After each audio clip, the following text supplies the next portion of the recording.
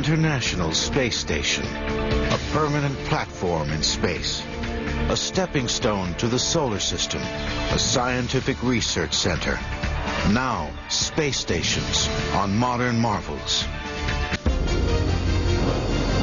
November 1998. A Russian proton rocket blasts into space carrying a special Russian-made module. 2 weeks later, the shuttle Endeavour lifts off, carrying an American module.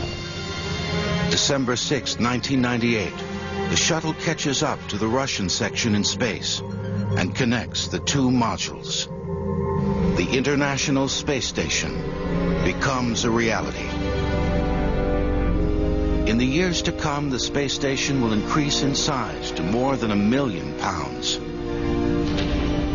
This is the largest peacetime collaborative effort in history. 16 countries, including Japan, Russia, Brazil, Canada, and the United States, are united in a single goal: to build the first international space station and secure humankind's permanent presence in space. Each country is contributing technology and resources, but a majority of the hardware is coming from the United States and Russia, historically unlikely partners. The birth of the International Space Station began with an announcement in 1984 by President Ronald Reagan. Tonight, I am directing NASA to develop a permanently manned space station and to do it within a decade. Setbacks, budget cuts, and redesigns delayed Reagan's dream of space station completion in 10 years. But today's redesigned and smaller ISS still has the same purpose: research. 6 international research laboratories will make up the bulk of the station. Scientists from around the world will perform experiments in space to benefit people on Earth. The ISS promises advances in such fields as medicine and metallurgy.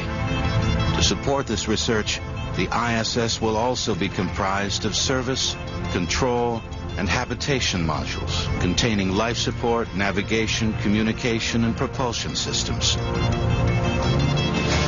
Solar arrays on giant trusses will stretch 360 by 290 feet to collect energy from the sun. Construction of the International Space Station will require over 46 separate launches of equipment and supplies. Orbiting the Earth at 17,500 miles per hour, the station will be assembled in the harsh environment of outer space. The intent is to provide an absolutely world-class research facility that we can operate at least for 15 years. The space station has lofty goals and an even loftier price tag. The $40 billion projected cost has led critics to question the merit of the station. But money hasn't been the only trouble for the ISS program. 2 near-fatal incidents aboard the Russian Mir space station during the preliminary stages of the cooperation threatened the program. He came in too fast. By the time he started braking, it was too late, and he began shouting again, "Get to the Soyuz, get to the Soyuz, we have to evacuate." And then it hit. The story of the International Space Station is filled with dramatic highs and lows. Budget cuts, a new president, and tragedy. All could have left the space station on the scrap heap of history instead of above our heads. It's a story that begins centuries ago. Since the dawn of humankind, the question of what lay beyond the clouds has fueled imaginations. Gods, monsters, alien beings. People endeavored not only to peer above the clouds, but to conquer that space. The idea of staying in space, of living in space, is almost as old as the notion of being able to travel to space. I mean, most people didn't want to just go up and down. They wanted to stay there when they got there. Futurists have long dreamt of a space platform, which could be used as a launch pad to travel to the moon or Mars. A research facility, an observatory. a colony for 100,000 people, or even a navigational guide for ships. Edward Everett Hale wrote in 1869 a short story called The Brick Moon.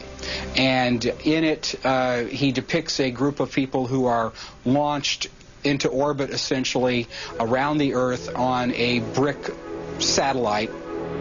Hale's Brick Moon was little more than a masonry capsule catapulted into orbit. Visible to the naked eye, ships used it to set course. People around the world could look into the sky and see the sphere. For the first time, the dream of living in space was set to paper. But just achieving space flight would take nearly 100 years to accomplish.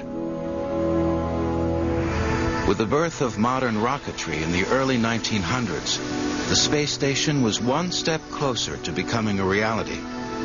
Scientists from the US, Germany, and Russia wrote theoretically about rockets, space travel, and even living in space. One Austrian author wrote with almost prophetic accuracy. Herman Nordung's book, published in 1929, The Problem of Space Travel, describes in great technical detail what is required to build a space station. He described all of the features that it would have.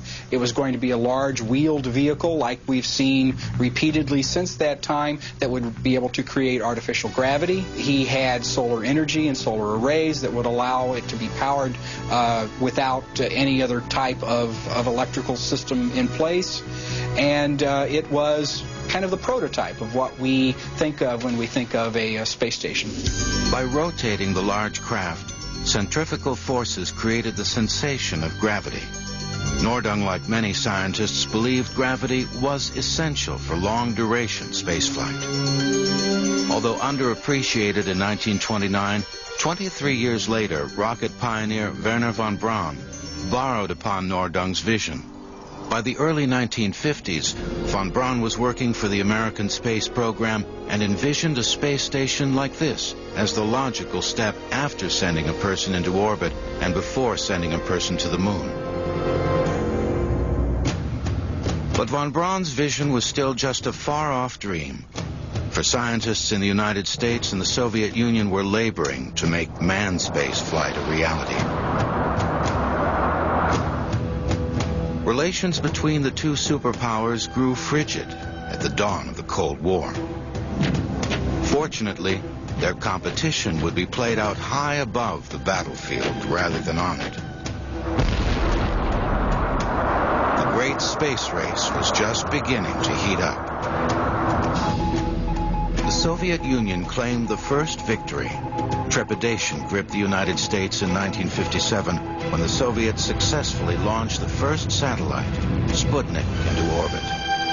For the first time, stunned Americans realized that not only did its Cold War enemy have the nuclear bomb, the Soviet Union also had the ability to deliver it. The same rocket that achieved orbit could be pointed at the United States. I remember growing up as a child, and it was drilled into our head every day at school of the evil communists and the Russians, who were the bad people, and they were just waiting to destroy us. And we learned the old duck and cover routines of, in case we heard an alarm go off, we ducked under our desks in case of a nuclear attack.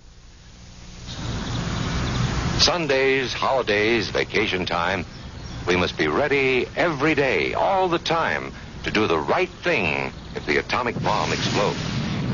Duck and cover. This family knows what to do. At the height of America's paranoia, the Soviet Union triumphed again on April 12, 1961, by launching the first man into space, Yuri Gagarin.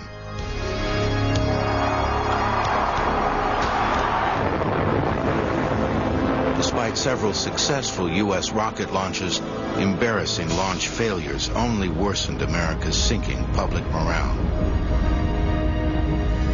President Kennedy needed something impressive to boost spirits and prove America's superiority. He looked to NASA for an answer. Wernher von Braun suggested a bona fide space station, different than the small, less capable capsules NASA was launching. But von Braun's plans never took flight. Kennedy instead opted for something a little more dramatic. I believe that this nation should commit itself to achieving the goal, before this decade is out, of landing a man on the moon and returning him safely to the Earth. To meet President Kennedy's commitment, a space station had to be postponed. Beating the Soviet Union to the moon became the only objective. It would take an astonishing amount of resources, technology, development, and luck. Although the Soviet space program was in many ways more successful than the American program, the United States claimed the grand prize by first landing a man on the moon in 1969. Depressed in the surface about 1 or 2 inches. Kennedy's objective was met.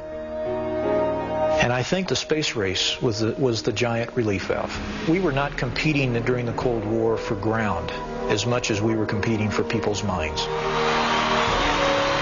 Russia conceded the moon to the United States and put their efforts into accomplishing the dream of the first space station. The challenges were monumental. The platform in space wouldn't be won without tragedy.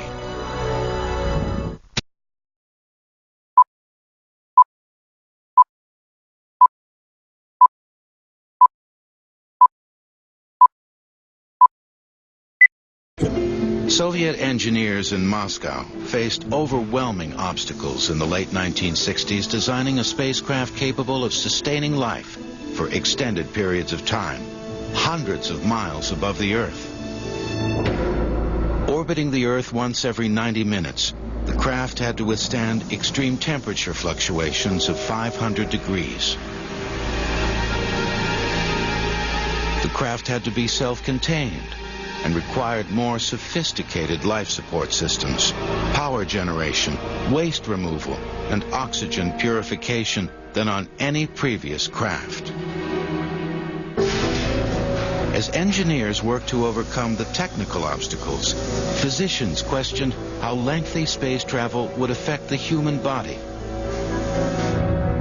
Would cosmonauts suffer digestive problems, muscle loss, or even psychological effects? The Soviet Union planned to answer all of these questions. In the late 1960s, Russia intensified efforts to build the first space station. They immediately got the world's first space station up, Salyut 1, which was initially a great success. On April 19th, 1971, a Russian rocket lifted off the launch pad in Baikonur, Kazakhstan, carrying the first space station, Salyut 1. The U.S., concentrating on the moon, didn't have a space station ready and conceded that milestone to the Russians. Manned by a 3-cosmonaut crew, Salyut 1 looked nothing like the popular wheel space station concept. It didn't produce artificial gravity, and it didn't have a lot of workspace. But the cramped quarters, about the size of a school bus, were still larger than any previous space vehicle. The 23-day mission of experiments and observations went nearly perfectly. Then, tragedy. During the return to Earth, their Soyuz transport craft leaked life-giving oxygen into the vacuum of space. All 3 cosmonauts suffocated as they re-entered the Earth's atmosphere. Paramedics tried in vain to resuscitate the 3. Russia mourned the loss of their heroes. The event underscored the hazards of spaceflight.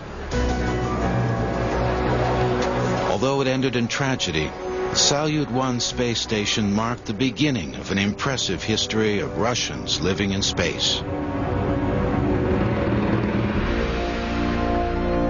But the Americans weren't far behind. Delayed by their goal of reaching the moon, they wouldn't have the first station, but they pledged to have the best.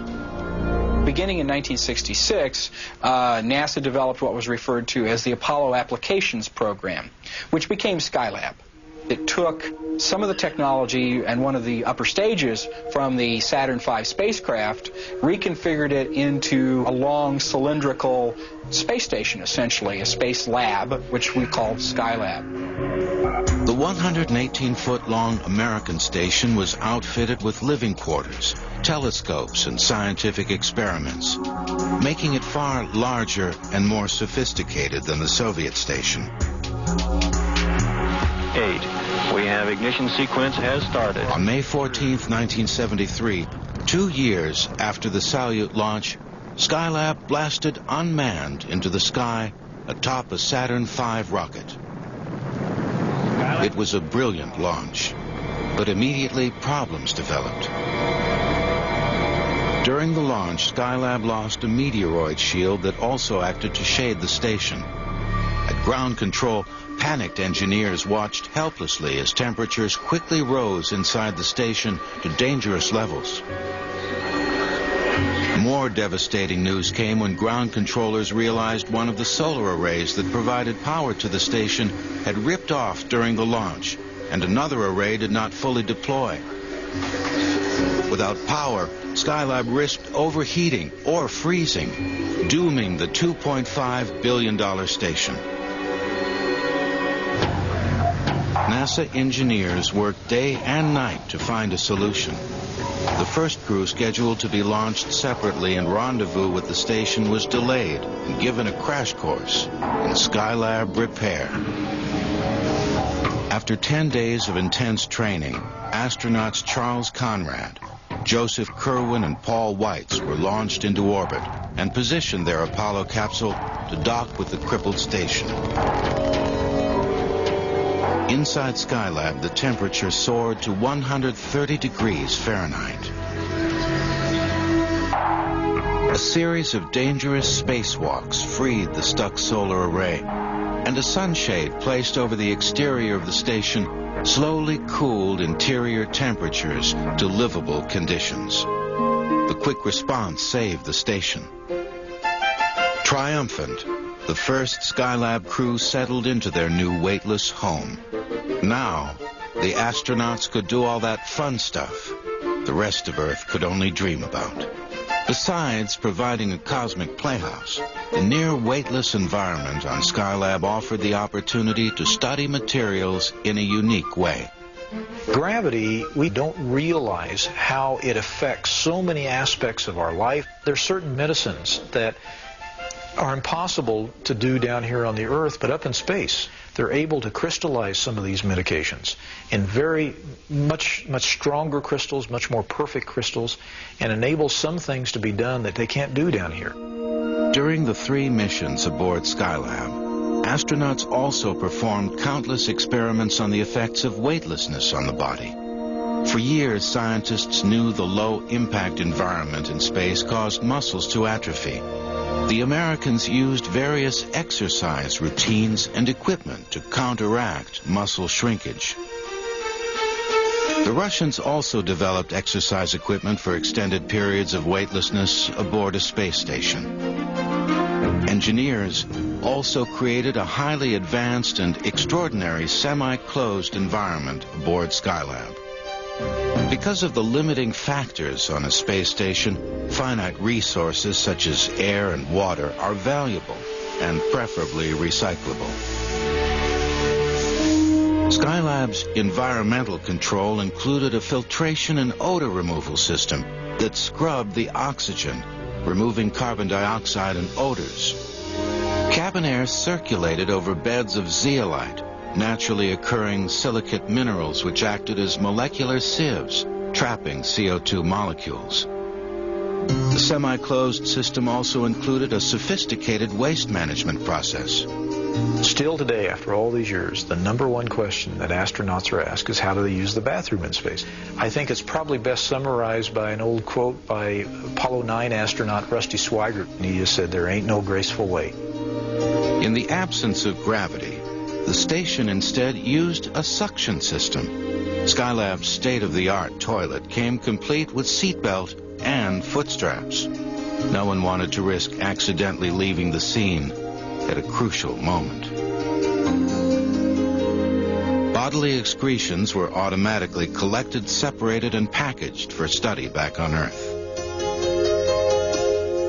On July 11th, 1979, gravity finally pulled the unmanned station into the atmosphere, where it burned up. I think there was a general feeling that it was a real tragedy that we actually had to let it re-enter. It, of course, was defined as a finite program, but we had an opportunity at one point to reboost it. It wasn't funded. The station performed admirably. 3 crews served aboard Skylab. The last returned February 8th, 1974, after a world record 84 days in space. Skylab's last crew temporarily beat the Russian duration record for living in space, but that wouldn't last long. As America worked on a reusable space shuttle, Russia intensified its space station program. The biggest and most impressive station was on the horizon. The early 1970s brought the birth of the space station.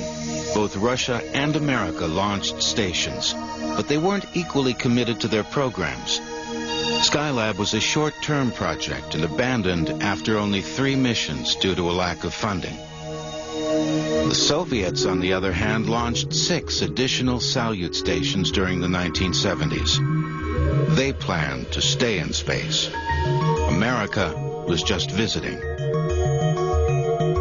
Even though we went up with a little spirit of competition with the Russians, it didn't last long. And the Russians just sat there and kept plugging along at it and just consistently working at learning what a space station's all about and how to build them and how to keep them up there. During the 1970s, the Soviet Union stepped up their space station program, continually improving their many stations. The U.S. planned to build an even more impressive station after Skylab. But first, NASA decided on an intermediate step, the Space Shuttle. 1. And we have liftoff of the Space Shuttle Columbia on an international life science and microgravity mission. Houston now controlling the flight of Columbia. The shuttle provided a research environment similar to a space station. Aboard the shuttle, astronauts conducted experiments on plants, animals, insects, and even fire. Although shuttle flights provided exceptional research, the shuttle had its drawbacks. It was relatively cramped, and shuttle systems weren't designed for long durations in space. The shuttle is a wonderful vehicle, but it could stay in orbit only 2 weeks. It's kind of an extended camping trip, and no way is it a space station. Having the same basic needs as a space station, but with less room, the shuttle could only carry enough food, water, and fuel cell materials to support life approximately 2 weeks. But NASA made the shuttle into an all-purpose vehicle with great success. Still, NASA longed for another project. Then came the announcement on January 25th, 1984, a long-awaited call resonating back to the early days of NASA, when von Braun and other scientists dreamed of a space platform of superior capabilities. Tonight, I am directing NASA to develop a permanently manned space station and to do it within a decade. We want our friends to help us meet these challenges and share in their benefits. NASA will invite other countries to participate so we can strengthen peace, build prosperity, and expand freedom for all who share our goals. Reminiscent of Kennedy's bold declaration, Reagan introduced plans for an international space station named Freedom. The collaborative effort also promised a far larger, more capable platform than ever before. But the Russians didn't care to participate. They had more immediate plans. In February 1986, the next generation of Russian space station obtained orbit, the Mir. Meaning peace in Russian, the Mir was like no previous station. It was expandable. Over the next several years, Russians launched additional modules to increase the size of the station to 120 tons. Modules automatically snap together. The Russians commuted between the ground and the station in the same tried and true Soyuz capsules that they'd been using for the past 15 years. Once docked, the Soyuz vehicles also served as escape craft in case of an emergency. Supplies were sent separately on unmanned Progress supply vessels. A tremendous amount of science has been conducted aboard Mir. It has given the Russians the absolute perfect example of what an orbiting space station should be. It was a very stable platform that orbited the Earth. They were able to send crews up and down very easily. They had crews that lived on board for more than a year at a time. The Russians have accumulated 4 to 5 times the amount of man-hours in space than the United States has. And it's simply because they've always maintained a manned presence aboard that space station, which is phenomenal in itself. The Mir included several complex life support systems designed for the 5 to 7 year lifespan of the space station. But most hardware was functionally simple. There's vast differences of how the Americans and Russians approached the same problem and challenge in space. The Russians have always designed things the simplest way they could. Then if it worked, they've never changed it. Whereas the Americans come along, and they always want to push the envelope of technology, make things so sophisticated they supposedly can't break down. Then if it works, see if we can make it better. But things did break down. On January 28, 1986, the Space Shuttle Challenger exploded just after takeoff, killing 7 astronauts. It was the worst U.S. space disaster in history. It also nearly doomed space station Freedom. In addition, cost overruns and smaller than predicted budgets delayed the station. Reagan's commitment for a completed station within a decade could not be met. The fledgling ISS faced termination.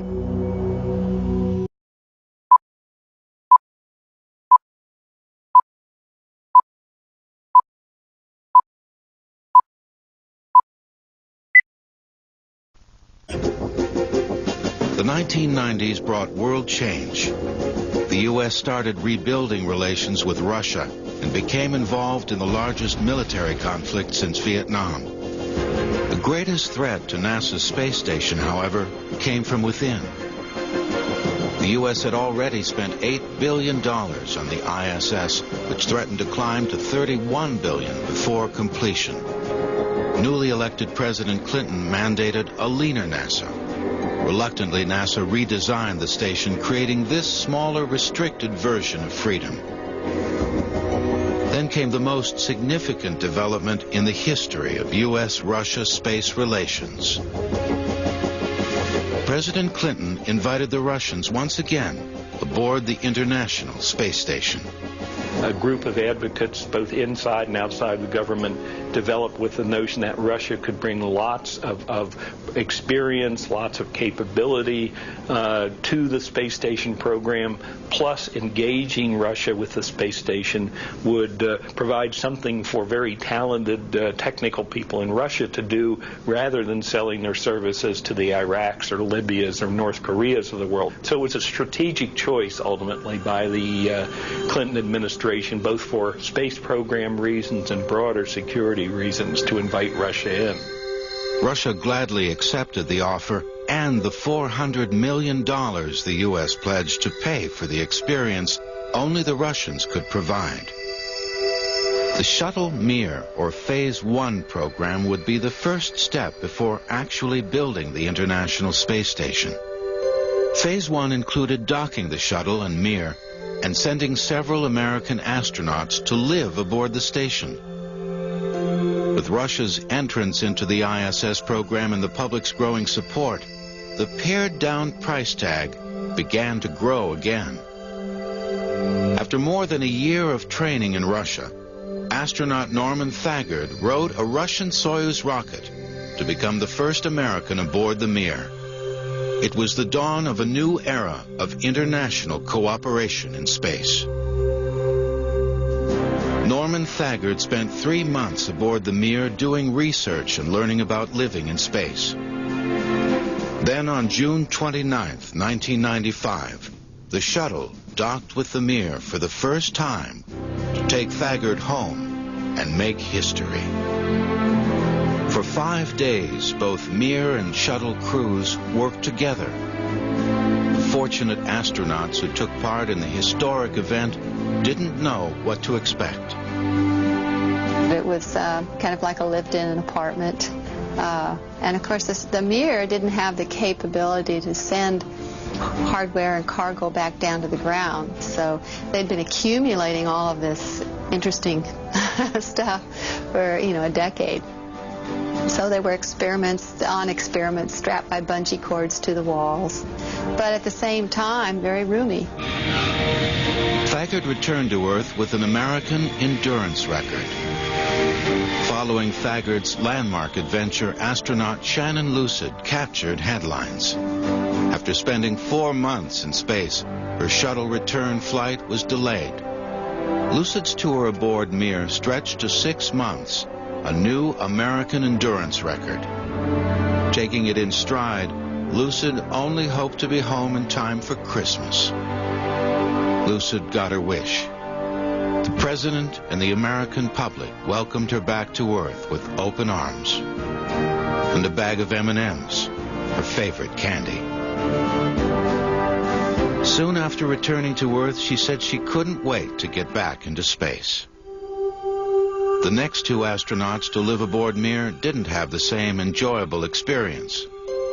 John Blaha and Jerry Linenger found the isolation of space, the ever-increasing system breakdowns, and personality conflicts between crewmates exceedingly distressing. There are large cultural differences between our country and theirs, and the crews trained together and lived together as much as they could on the ground, but you don't erase an individual's 40 years of upbringing in a couple of months of working together.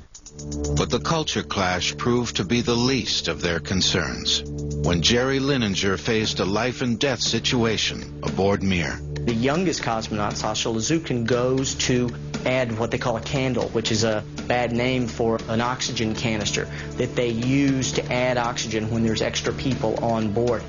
For some reason that night, for a reason that to this moment, so far as I know, no one has ever explained, the candle, in fact the entire apparatus, burst into flame like a blowtorch out right in front of Lazukin, who goes like this, and it's a blowtorch like 18 inches that steadily grows and grows and grows, and everyone starts yelling "Pajar, Pajar," which is Russian for fire. Valery Korzun, the commander at that time, shoots in, vitally extracts Lazukin, throws him out and says, get out of the way, I'm going to try to put this out. And he knows that if he doesn't put it out soon, it'll either reach the other side of the hull or it could fall to some part of the hull, burn a hole in the hull, and they lose all their oxygen supply like that. They managed to get a series of fire extinguishers out, hand them to Korzun. One runs out. He throws it aside. He gets another, throws it aside. Finally, he decides to switch from shooting foam on it to shooting water onto it. And he notices that eventually the white shining area seems to be shrinking and shrinking and shrinking until somewhat anticlimactically it goes out. And everybody kind of goes, "We're still alive, we're still alive." Already in orbit longer than anticipated, the Mir was getting a bad reputation. Word spread about other system problems, including testy computers and coolant leaks that oozed large antifreeze globules into the cabin. Jerry Linenger returned to Earth after 132 days and urged NASA to take another look at the soundness of Phase 1. But NASA, confident in the program and the integrity of the Mir, sent up the 4th astronaut, Mike Foale.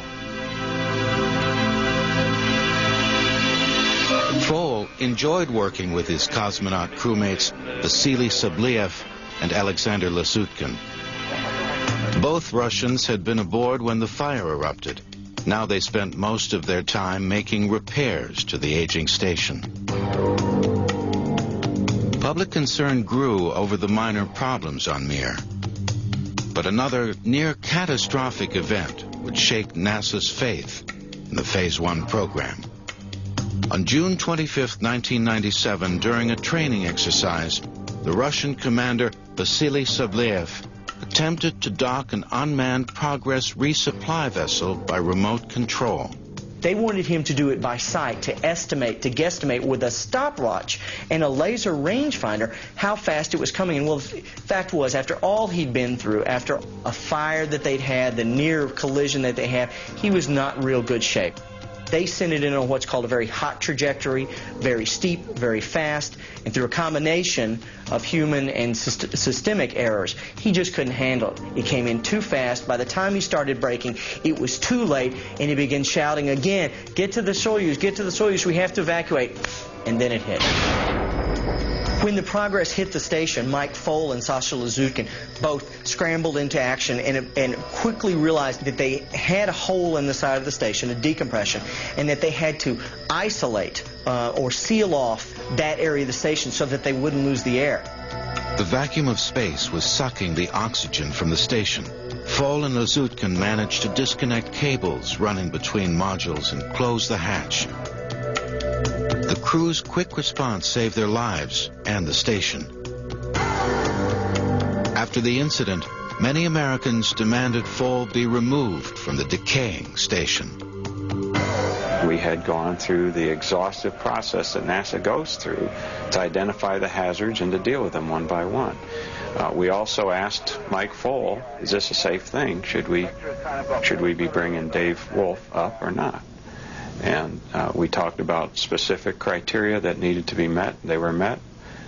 Dave went up and had a very successful and productive time, and Andy followed him. In 1997, astronaut Andy Thomas returned to Earth after more than 130 days in space, ending the Phase 1 program. In total, 7 astronauts stayed 907 days in space conducting experiments. We did put some crew members at risk, and that's part of space flight. We could have said it isn't safe enough and quit. We didn't do that. We showed confidence in our partner, and we learned a lot out of that. I think the Shuttle Mir, the Phase 1 program, was on balance a very positive success for the International Space Program and for the International Space Station. Astronauts lived aboard Mir during the Phase 1 program. Despite the system glitches, the fire, and the collision, the program was dubbed a success. The U.S. obtained invaluable experience, not just living in space, but learning how to deal with unanticipated problems that will inevitably arise on the International Space Station. At the end of Phase 1, the Mir station had outlived its life expectancy by 6 years. NASA urged Russia to terminate Mir and concentrate their shrinking resources on the International Space Station. But Russia was reluctant to give up the last symbol of its once glorious space program. One of the outstanding characteristics of the Russian people is that they don't give up. They have tremendous personal courage. By the late 1990s, dwindling budgets seriously threatened Mir. For years, the station hosted foreign guests to raise money for operations. A Japanese journalist paid $12 million to stay 9 days on Mir. Cosmonauts even resorted to doing commercials while on the station.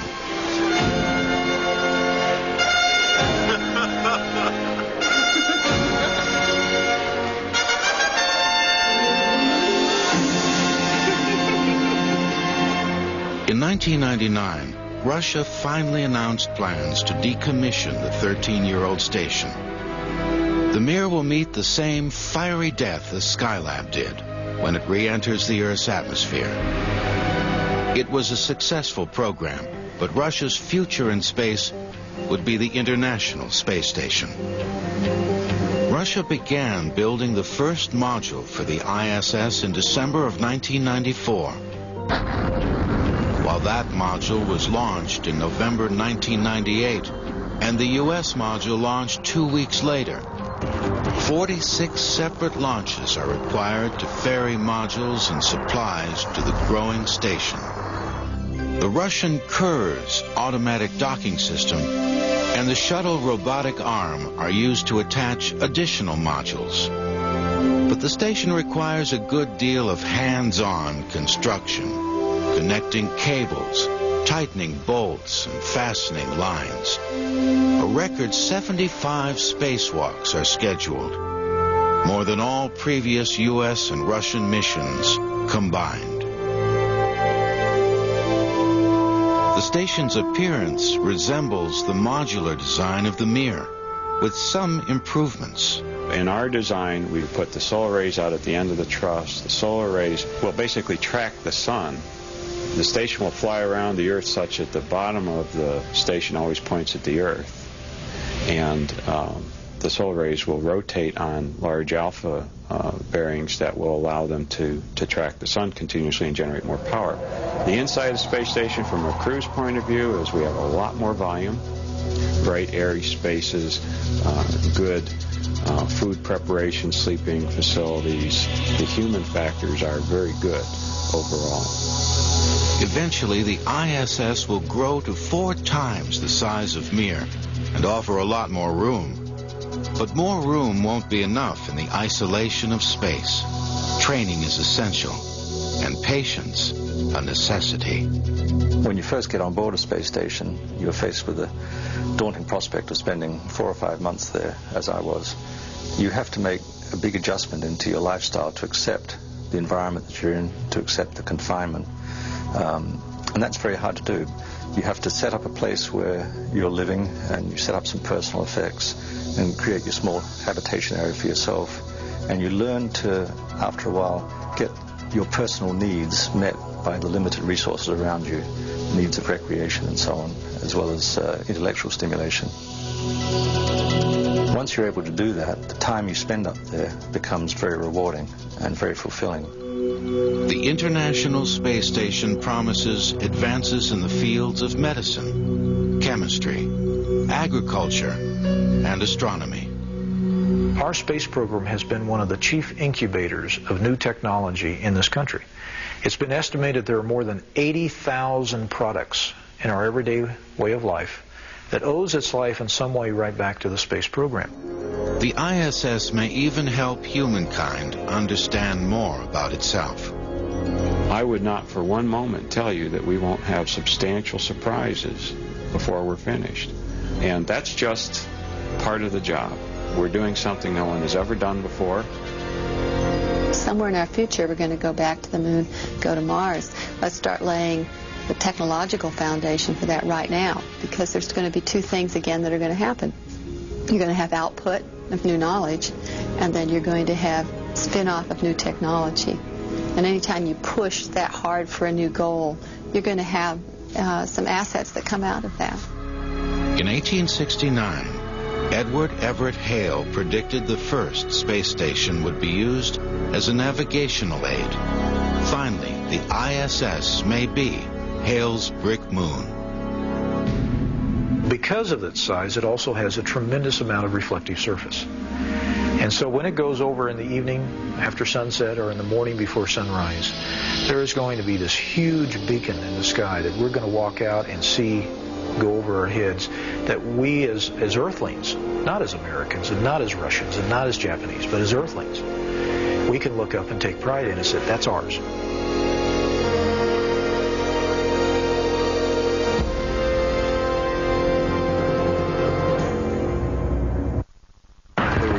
Duty as American citizens. This is not a movie. There's just this seething sensation of people wanting to kill you. This is real life. People were definitely dying in this mission. With real heroes. There's a city of people out there wanting to kill us. The true story of Black Hawk Down.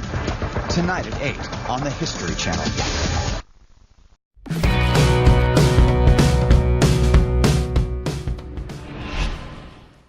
Outer space.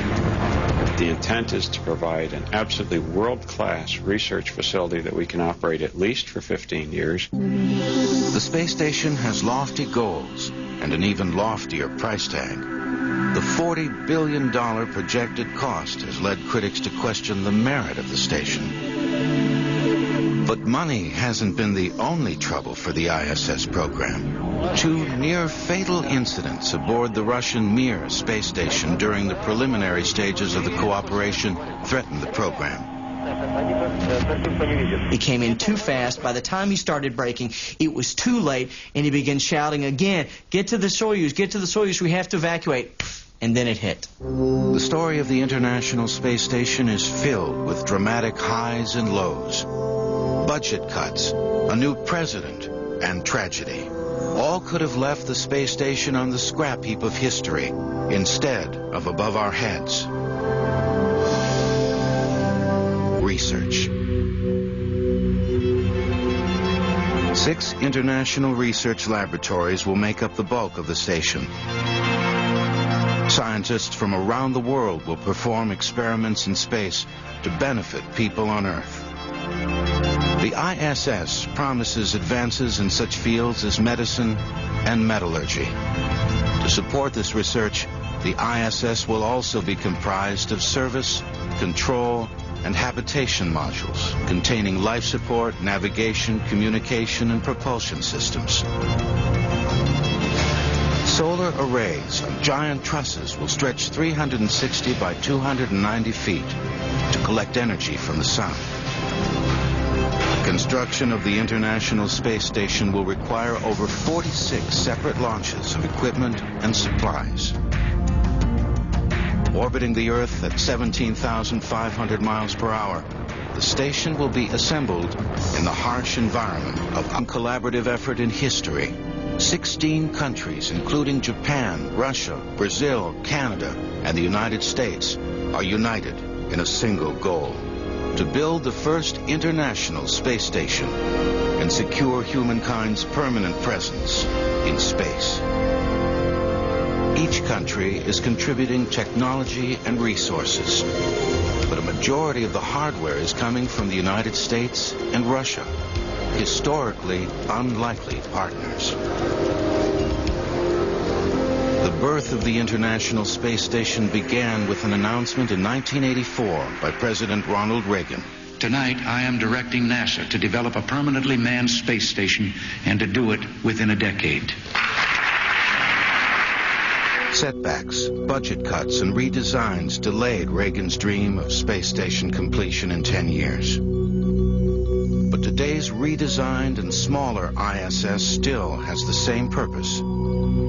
It's a story that begins centuries ago. Since the dawn of humankind, the question of what lay beyond the clouds has fueled imaginations. Gods, monsters, alien beings. People endeavored not only to peer above the clouds, but to conquer that space. The idea of staying in space, of living in space, is almost as old as the notion of being able to travel to space. I mean, most people didn't want to just go up and down. They wanted to stay there when they got there.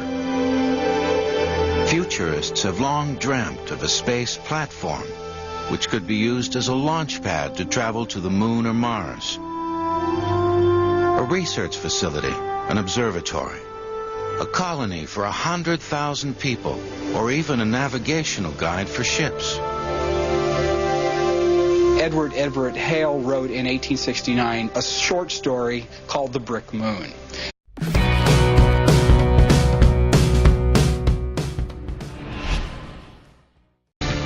The International Space Station, a permanent platform in space, a stepping stone to the solar system, a scientific research center. Now, space stations on modern marvels. November 1998. A Russian proton rocket blasts into space carrying a special Russian-made module. 2 weeks later, the shuttle Endeavour lifts off, carrying an American module. December 6, 1998. The shuttle catches up to the Russian section in space and connects the 2 modules. The International Space Station becomes a reality. In the years to come, the space station will increase in size to more than 1 million pounds. This is the largest peacetime